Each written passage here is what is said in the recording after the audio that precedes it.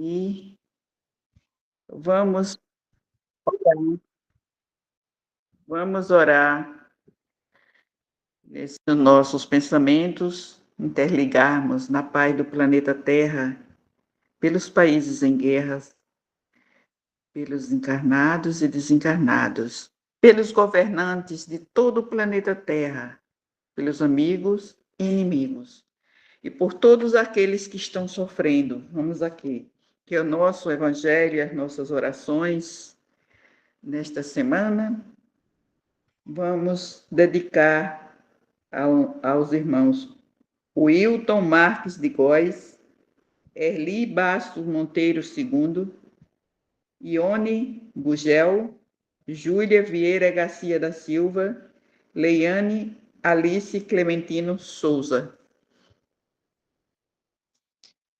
E neste momento já vamos entrar na nossa mensagem, nessa semana de Bezerra de Menezes, com a mensagem titulada Instalação da Nova Era nos Corações.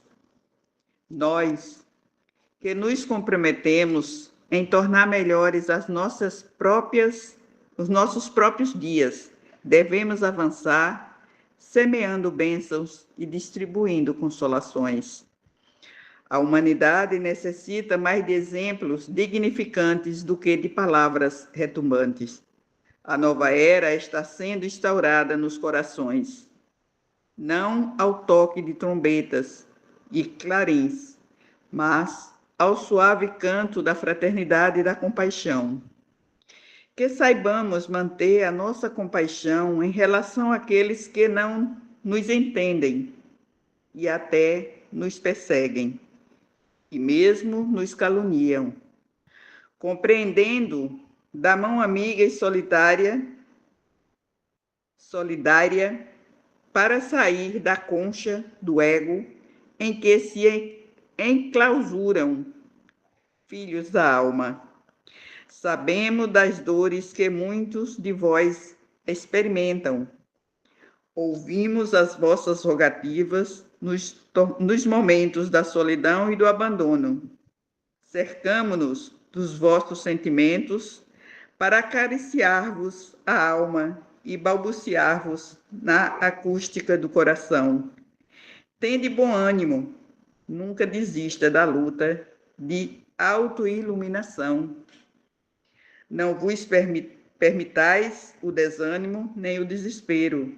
Cultivai a paciência. A noite tenebrosa deste momento inunda-se de luz na madrugada que vai chegando.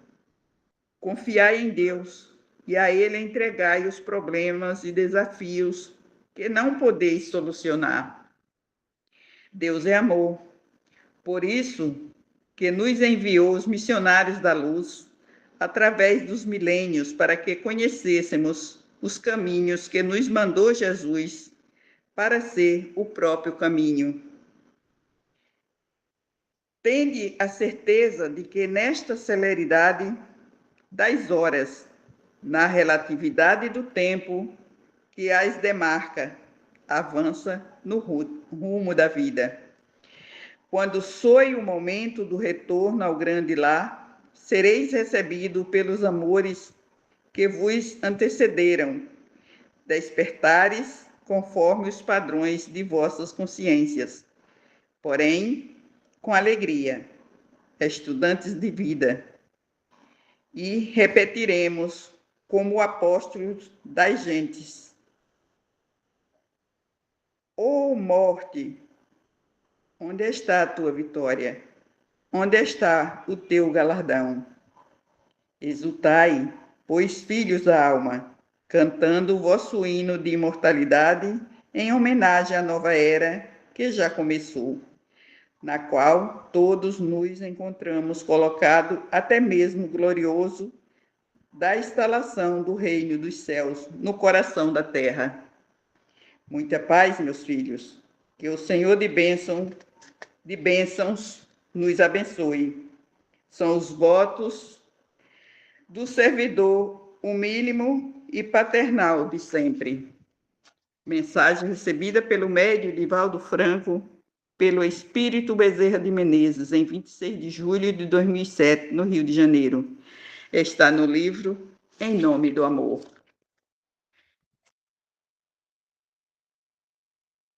E neste momento, eu vou fazer a oração, a prece a Bezerra de Menezes, porque o senhor Arlindo não entrou, né? Bom, nós te rogamos, Pai de infinita bondade e justiça, as graças de Jesus Cristo, através de Bezerra de Menezes e suas legiões de companheiros, que eles nos assistam, Senhor, consolando os aflitos, curando aqueles que se tornem merecedores, confortando aqueles que tiverem suas provas e expiações a passar, esclarecendo aos que desejarem conhecer a verdade e assistindo a todos quanto apelam ao teu infinito amor. Jesus, divino portador da graça e da verdade, estende tuas mãos dadivosas em socorro daqueles que te reconhecem o dispenseiro fiel e prudente. Faze o divino modelo através de tuas legiões consoladoras de teus santos espíritos, a fim de que a fé se eleve, a esperança aumente, a bondade se expanda e o amor triunfe sobre todas as coisas. Bezerra de Menezes, apóstolo do bem e da paz, amigo dos humildes e dos enfermos, movimenta as tuas falanges amigas em benefício daqueles que sofrem, sejam males físicos ou espirituais. Santo Espírito, digno obreiro do Senhor, derrame as graças e as curas sobre a humanidade sofredora, a fim de que as criaturas se tornem amigas da paz e do conhecimento, da harmonia e do perdão, semeando pelo mundo os divinos exemplos do nosso irmão maior, Jesus Cristo. Que assim seja, graças a Deus. Nesse momento, eu peço à espiritualidade superior a permissão para passar a palavra à nossa querida amiga Glacia Helena para leitura e explanação do nosso Evangelho da noite de hoje. Seja muito bem-vinda, minha querida. Boa noite a todos que ainda não deem muita paz no coração de cada um que aqui está. Não importa qual a tua aflição, saibas que estás sendo assistidos. E olha só, nós vamos dar continuidade ao capítulo 6, o Cristo Consolador. Nós vamos ler o 3 e o 4, que nos diz assim, é bem interessante porque a gente vê o capítulo 1, 2, 3, 4, 5. Aí ele vem, eu não vim destruir a lei, aí ele vem trazendo para cá e trazendo mais perto, aí vem aquele capítulo maior que tem dentro do Evangelho segundo o Espiritismo, que é Bem-aventurados os aflitos. E logo em seguida, Kardec, como sabe o que foi, ele simplesmente traz a gente o Cristo Consolador, diante dos nossos problemas, diante das nossas aflições, aí vem logo o que é o Cristo Consolador, logo após o capítulo 5, né? E o que nos promete aqui é exatamente o Consolador prometido. Por que que diz Consolador prometido? Porque nas 3 revelações nós sabemos que a primeira foi Moisés, né? Moisés, ele fez tudo que estava dentro do seu do seu modo de tentar mostrar um Deus que falava, um Deus que era pai, um Deus que era justo, não um Deus agressivo, não um Deus que castigava, não. Ele fazia. Então, ele mostrava de suas formas. Ele subiu o Monte Sinai e fez, então, os 10 mandamentos, né? Moisés criou os 10 mandamentos para quê? Para que as pessoas temessem, para elas aprendessem a respeitar mais as coisas que o Deus tanto falava, que é amar ao próximo. Se você pegar os 10 mandamentos, dá a impressão que ele estava ali falando o tempo todo. Não é nem dá a impressão, ele está, o próprio Moisés, não era outra pessoa, era o Moisés mostrando que Deus, ele nos faz de uma forma, ele fazia, aliás, de uma forma, não os mandamentos, para que a gente entendesse o próximo, para que a gente amássemos o próximo. Aí, então, ele foi e logo depois passou a lei de Moisés e veio Moisés, o Messias prometido, o Cristo. Então, Moisés, o Cristo, e quem é então a consolação? Óbvio que é Jesus, mas Jesus em espírito. E daí veio o Espiritismo. Veio o consolo para as nossas dores, o consolo para as nossas aflições, o socorro para nossas aflições, o socorro para as nossas dores. E então diz: se vós me ameis, guardai meus mandamentos. Olha aí, isso Jesus. E eu pedirei ao meu Pai, e ele vos enviará outro consolador, a fim de que permaneça eternamente convosco. Por quê? Porque o Espiritismo, veio como o Consolador, porque ele nos esclarece, nos deixa a fé raciocinada, não aquela fé vaga, não aquela fé porque eu preciso de um milagre, não, aquela fé que sabe que mesmo quando a gente não consegue nessa terra, nós sabemos que nós temos a vida eterna. Nós sabemos que Ele está lá, caminhando conosco sempre. E diz: o Espírito de verdade que o mundo não pode receber, porque não vê e não o conhece. Olha só, o Espiritismo, o Espírito. Porque a gente diz assim, ele diz assim, que não o vê e não o conhece. Muitas vezes nós não conhecemos. Muitas vezes nós também não vemos, mas nós sentimos. Quantas e quantas coisas já nos aconteceram, eu digo por experiência, acredito que cada um tem a sua, das experiências vividas através de um espírito mensageiro, através de uma pessoa que fez tanto em vida e então trouxe-nos tantos mensageiros, deixou-nos tantos mensageiros para que chegasse até a gente, nos dando consolo, nos dando a fortaleza, nos orientando. Aí diz: mas quanto a vós o conhecereis, porque permanecerá convosco e estará em vós. Mas o Consolador, que é o Espírito Santo, que meu Pai enviará em meu nome, vos ensinará todas as coisas e vos fará relembrar de tudo aquilo que eu vos tinha dito. Isso está lá em São João 14, capítulo 14, vai do 15 ao 26. Depois, eu leio o que Emmanuel nos fala, só alguns tópicos, né, que Emmanuel nos fala sobre essa parte aqui de São João.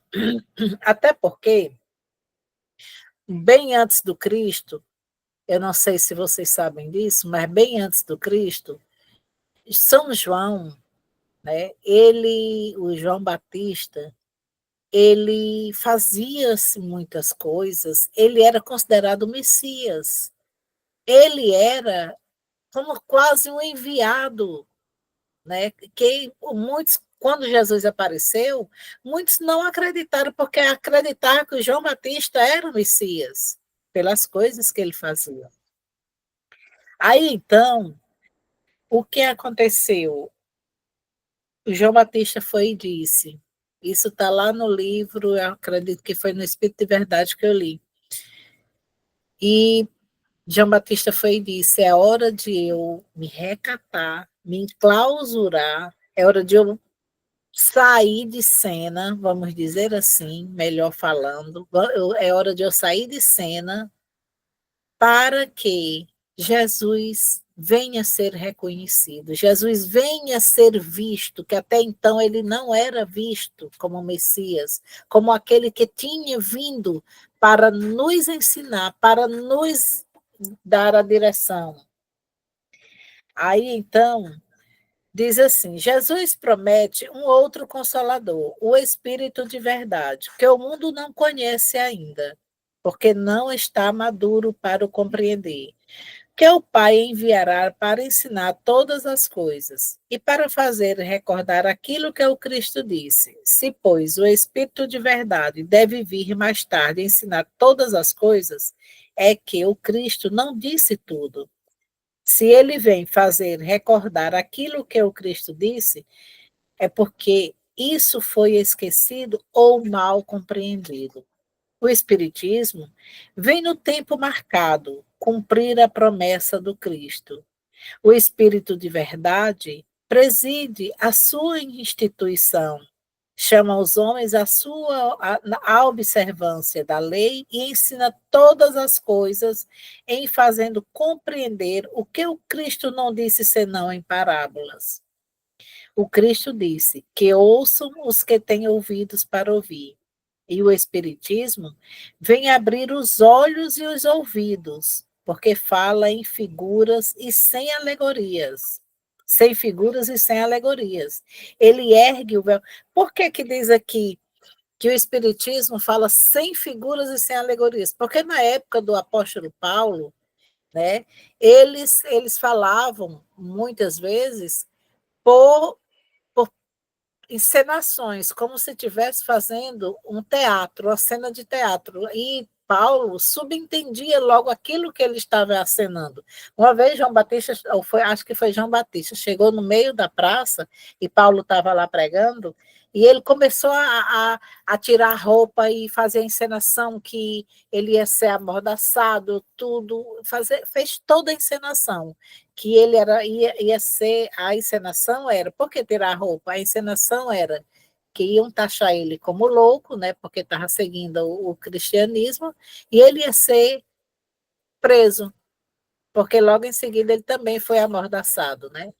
Aí o que é que acontece? Aqui, quando ele diz, cadê? O Espírito de verdade deve vir ensinar a todas as coisas, que o Cristo não disse tudo, e ele, se ele vem fazer recordar aquilo que o Cristo disse, é porque isso foi esquecido ou mal compreendido, porque muitas das pessoas não compreendiam nem a encenação que era feita. E não era só por João Batista, não era só por Tiago, era feito por alguns dos apóstolos que ouvia as coisas de Deus, né, as intuições, e fazia um jeito de chegar até o apóstolo Paulo, que foi o maior divulgador do Evangelho, né, nos 4 cantos do mundo. Imagine naquele tempo que era sem cavalo, já estou indo longe, né, sem um cavalo, sem um burro, porque na época não tinha charrete, não tinha carro, não tinha, enfim, eram a pé. E mesmo assim, quando Paulo enfrentava a situação, e quando Paulo ia chegar, Paulo já sabia do que ia acontecer, pelas encenações. Aí o Espiritismo vem no tempo marcado, cumprir a promessa do Cristo. O Espírito da Verdade preside a sua intuição, chama os homens à observância da lei e ensina todas as coisas em fazendo compreender o que o Cristo não disse só por parábolas. O Cristo disse que ouçam os que têm ouvido, e o Espiritismo veio nos mostrar, que eu estou repetindo aqui, que não sem figuras e sem alegorias. ele ergue o véu deixado propositadamente sobre certos mistérios. Vem, enfim, trazer uma suprema consolação aos deserdados da terra e a todos aqueles que sofrem, dando uma causa justa e um fim útil a todas as dores. Por que que ele diz isso? Por que que o Consolador tira todas as nossas dores? Por que que o Consolador, ele nos deixa mais tranquilos, mais serenos, mais calmos diante dos desafios, diante dos obstáculos? Exatamente por conta das três revelações. Primeiro, do Moisés, que não conseguiu, teve que fazer os mandamentos para que eles aceitassem. Aí veio Cristo para ensinar, ensinou através de parábolas, para ver se eles entendiam pelo menos mais um pouco. E então veio o terceiro, que foi o Espiritismo, né, para nos esclarecer, para nos mostrar que, diante das dores, a gente tem a evolução. Diante das dores, a gente tem o progresso. Quantos de nós já passamos por situações que a gente fica imaginando como a gente passou e a gente nem raciocina que fomos ajudados, que nós nunca estivemos sozinhos. Imagine, eu sempre gosto de tocar nessa parte, que é do Tobias. Tem a parte no Evangelho, que eu não estou lembrando qual o capítulo, nem o item, que o Tobias, eu acho que eu repeti isso aí já várias vezes, sempre gosto de falar, é que o Tobias estava andando no deserto e não tinha mais água, não tinha mais comida, não tinha mais nada. E, de repente, o Tobias estava já fraco, já estava sem força e caiu, né? E ele já estava achando que dali mesmo ele já estava quase se entregando. E veio aquela intuição, veio aquela força. Foi eu que cheguei junto? Foi, vamos dizer, foi o apóstolo Paulo? Não. Era Deus, era a espiritualidade, era o guia dele, era o anjo da guarda dele. Se levanta, mais um pouquinho tem água na frente. E quando ele se levantou, para a surpresa, está lá no Evangelho, para a surpresa, ele nem agradeceu. Ele achou que foi ele que teve a força, que se levantou e que saiu. Isso é o que a espiritualidade também nos, nos, nos remete todos os dias, para que a gente, em tudo que a gente passar, até em algumas frases mal colocadas, em algumas calúnias, em algumas pedras jogadas em qualquer um de nós. Que sejamos mais serenos, que sejamos mais gratos. Porque muitas vezes aqueles que nos apedrejam estão nos corrigindo de verdade. Talvez a gente tenha aquele defeito que a gente ainda não viu. Aí diz aqui, o Cristo disse, bem-aventurados os aflitos, porque serão consolados. Mas de que forma se achar feliz sofrendo não sabendo por que sofre? O Espiritismo lhe mostra a causa nas existências anteriores e na destinação da Terra, onde o homem expia seu passado. Aqui quem já leu O Céu e o Inferno, Ação e Reação, O Céu e o Inferno é de Allan Kardec, faz parte do Pentateuco, e Ação e Reação é de André Luiz, né, psicografado por Chico Xavier. E então, tem várias histórias magníficas que nos mostra pessoas que vêm de um resgate tão pesado. Aí eu estou falando do Céu e Inferno, de Ação e Reação. Mas a gente já olhou para nós mesmos. Já olhamos para nós mesmos, vendo algumas coisas que nos acontecem e a gente fica sem entender e a gente às vezes ainda diz assim, só Deus explica, né? Coisas que a gente não entende o porquê nem o porquê não. Quando tem-se, eu falo de mim, que eu tenho, mas não porque eu faço, não, é porque acontece. Acontece de eu em vigília, né, dormindo, eu tenho regressões, então eu vejo o ano, vejo com quem foi, eu vejo detalhes. Então, algumas coisas eu sei o porquê de cada coisa. Algumas coisas, porque não nos é dado o total para que a gente também não fique tão assombrada.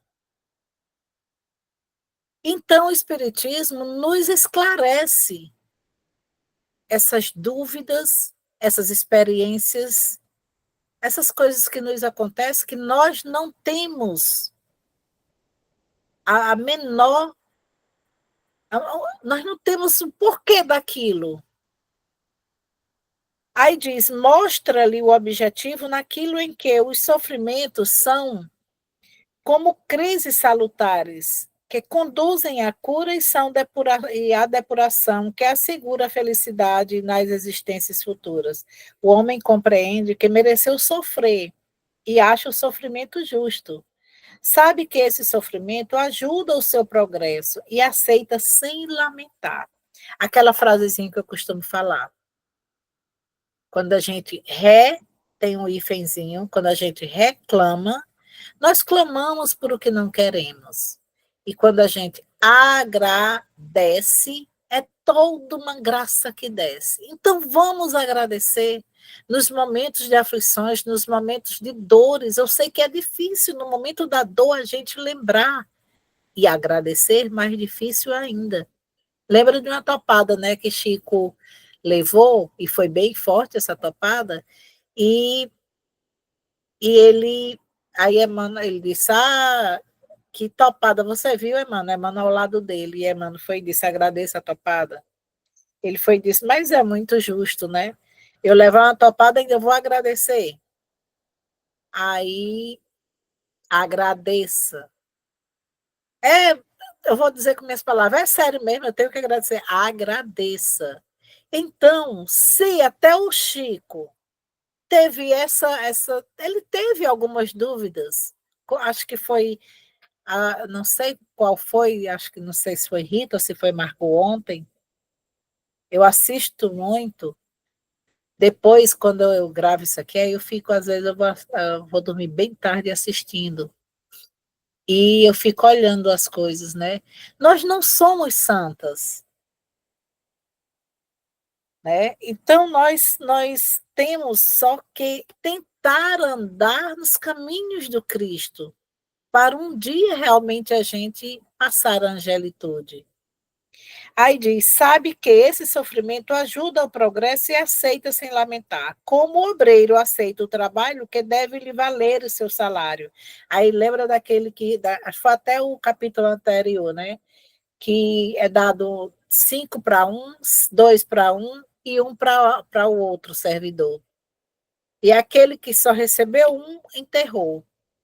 Mas aquele que recebeu 5 e 2 multiplicaram, né? E esses foram os bem-aventurados. Por quê? Porque nós temos muito talentos, nós temos muitas coisas. É por isso que o próprio Paulo diz: em tudo dai graças, em tudo, sem pestanejar. Não é fácil, garanto para vocês, não é fácil. A gente em tudo dá graça. Mas a gente, no momento que a gente esteja bem aflito, no momento que a gente esteja como se tivesse tudo poço, como se tivesse sem saída de uma situação,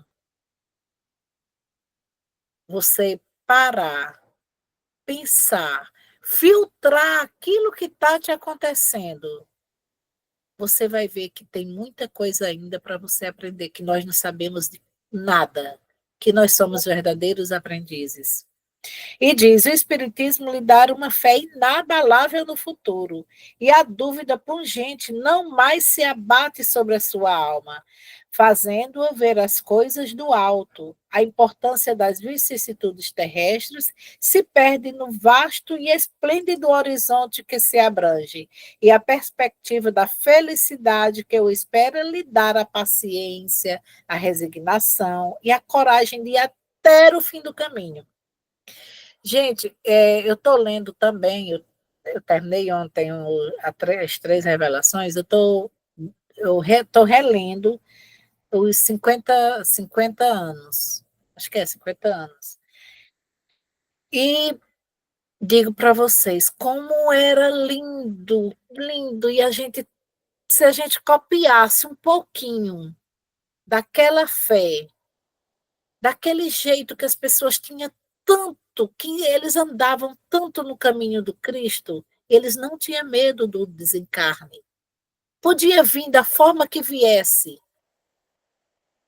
Está lá em 50 anos. Eu li logo há 2000 anos, depois dos 50 anos. Né? E a gente vê o quanto é importante a gente ter fé e a gente ter a certeza de uma vida que a vida continua, mas que vem uma vida melhor do que essa. Mas depende muito dos nossos pensamentos, de nossas atitudes, de nossas palavras, né? E principalmente das nossas atitudes. Assim, o Espiritismo realiza o que Jesus disse do Consolador prometido, conhecimento das coisas que faz o homem saber de onde vem, para onde vai e por que está sobre a terra. Chamamento aos verdadeiros princípios da lei de Deus e consolação pela fé e pela esperança, o que eu acabei de falar aqui. Né? Então, do livro Vivendo o Evangelho, tem pessoas que não gostam, né? Mas eu gosto de tirar muitas coisas desses livros que nos ajuda a andar um pouquinho melhor. E diz aqui: são inúmeras as identificações entre o cristianismo e o espiritismo. Jesus ensina a boa nova. Olha só, Kardec vincula a doutrina espírita ao evangelho. Jesus anuncia o reino de Deus. Kardec descortina o mundo espiritual. Jesus proclama a imortalidade da alma. Kardec comprova a sobrevivência do espírito.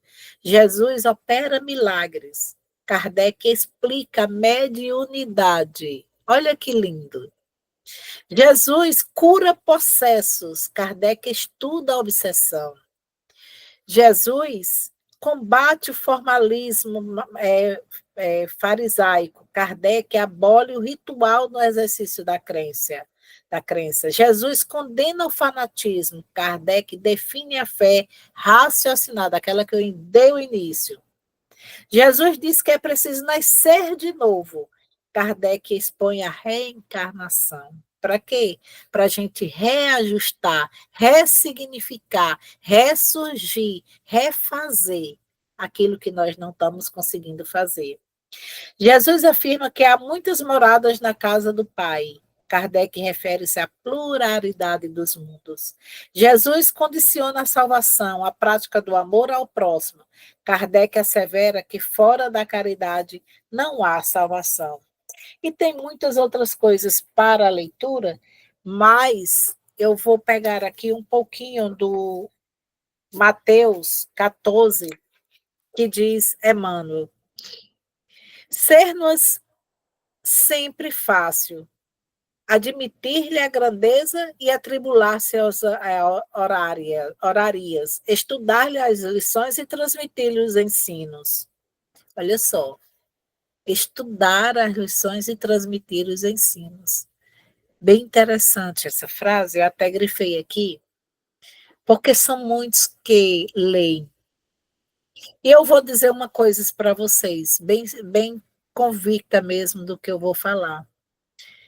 quando forem fazer o evangelho no lar, ou quando tiverem fazendo qualquer prece, quando quiserem louvar, quando quiserem agradecer, quando quiserem conversar, ou com Deus, ou com algum espírito que você imagina que esteja por perto, fale. Não só balbuciem, falem. Porque há muitos precisando ouvir aquilo que você precisa falar. Esse é o talento que nós não podemos esconder. Quando a gente faz em voz alta, qualquer evangelho, mesmo que você faça sozinho o evangelho no lar. Eu, por exemplo, faço aqui sozinha o evangelho no lar. Eu faço nas segundas e nas sextas. Sozinhas, entre aspas. Eu sei que eu estou cercada. E então, como era que eu ia dar ouvido àqueles que estão do meu lado, os invisíveis, aqueles que estão ocultos? Como era que eles iam ouvir se eu estava só balbuciando e nem eu mesmo estava ouvindo? Começa por nós mesmos o aprendizado. E então Emmanuel nos diz: entretanto, para usufruir a intimidade de Jesus e senti-lo no coração, é imprescindível amá-lo, compartilhando-lhe a obra e a vida. Eis porque o Divino Mestre foi claro, insomniável, quando asseverou que os aprendizes que não, tão somente os que amem saberão trilhar o caminho e guardar-lhe os mandamentos. Por quê? Porque nós ainda somos muito vagos referente aos mandamentos, mas Jesus veio e tirou aqueles 10 e deixou 2 que dá o mesmo significado dos 10. Ama a Deus sobre todas as coisas, ao teu próximo como a ti mesmo. Então, ama, se reconcilie, faça tudo para você chegar ao próximo. Você não pode ir doente, acudir um outro doente. Né? E Emmanuel diz assim: a doutrina espírita, revivendo o cristianismo puro, é a religião do esclarecimento livre. A doutrina espírita, revivendo o cristianismo puro. Olha só, eu estou repetindo, mas aí ele já diz outra coisa. É a religião do desprendimento. Continua. A doutrina espírita, revivendo o cristianismo puro, é a religião da solidariedade. A doutrina espírita, e diz novamente, é a religião do pensamento reto, daquele pensamento que não é falho, é elevado.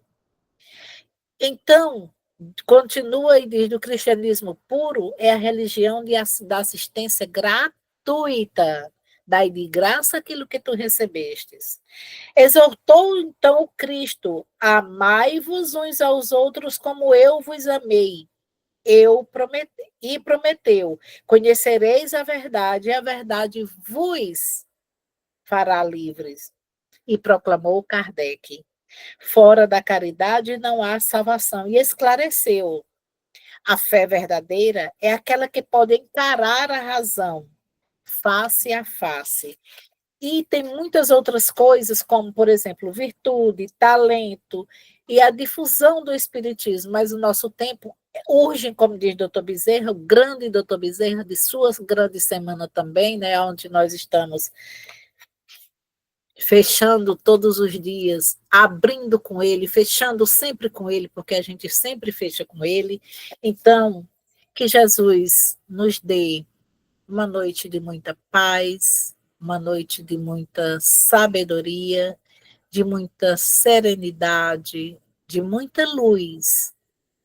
Que tenhamos, então, a consciência do que estamos fazendo, que tenhamos a certeza que com a nossa fé, como foi de tantas e de tantos outrora, antes de Cristo, depois de Cristo, tantos que se entregaram pela fé, porque sabia que o corpo físico não valia nada, o que valia era o espírito, e que continuava, porque o espiritismo, o espírito vem de anos, muito anos, né? E então diz, cadê? Deus estar aqui nesse momento, sua presença é real em seu poder. Entregue sua vida e seus problemas, fale com Deus, Ele vai ajudar você. Deus te trouxe aqui para aliviar os teus sofrimentos. É Ele o autor da fé, do princípio ao fim, em todos os teus tormentos. Mas ainda se vier nuvens traiçoeiras, se a cruz pesada for, Cristo estará conosco. O mundo pode até fazer você chorar, mas Deus te quer sorrindo, com essa fé, com essa determinação, com essa certeza, com essa esperança. Não deixe que nada abale a sua fé. Seja um Jó. Escute a história de Jó. Escute a música de Jó, que tudo vai te aliviar diante das dores, diante das perdas, diante dos desafios do dia a dia, que somos necessariamente para que a gente precise passar, para que a gente vá angariar para o mundo da pátria espiritual, nossa verdadeira morada, com muita paz, com muita luz, chegando com muitas. A nossa malinha cheia de atitudes, cheia de boas obras, cheia de bons pensamentos, elevado o pensamento ao Pai, e sabendo que não estamos sós, em momento nenhum. Que doutor Bezerra continue emanando toda essa energia para cada um de nós. Aqueles que creem, peçam, ele está junto. Muitas vezes ele mesmo não, mas tem uma equipe. Digo por experiência, tem uma equipe. E ali faz ressignificar, faz ressurgir. Acreditem na espiritualidade de luz, nos mensageiros que estão conosco. Tenham fé, não deixe a tua fé te abalar. Não deixe a tua fé te abalar. E assim, ave cheia de graça, o Senhor é convosco. Bendita sois vós entre as mulheres, bendito é o fruto que do teu ventre nasceu Jesus. Santa Maria, Mãe de Jesus, roga por todos nós, encarnados e desencarnados, para que consigamos chegar no mundo espiritual com mais luz, com mais força, com mais determinação e na certeza que chegamos melhores do que voltamos melhor do que a gente chegou aqui. Muita paz e muita luz e obrigada pela oportunidade, graças a Deus. E com esta oração, peço à espiritualidade fazer uma varredura em cada lar. Se houver algum irmão precisando de ajuda, que seja recolhido e encaminhado a um hospital, a uma colônia espiritual, ou a um local adequado às suas necessidades. E que todas as energias deletérias sejam recolhidas e transformadas em paz, em luz, em amor. Neste momento, eu peço à espiritualidade superior a permissão para encerrarmos o nosso evangelho do nosso lar desta noite. E amanhã temos o nosso evangelho. Que a paz, o amor, a luz de Jesus permaneça com todos vós. Boa noite a cada um de vocês. Boa noite. Boa noite, irmão. Boa noite. Boa noite.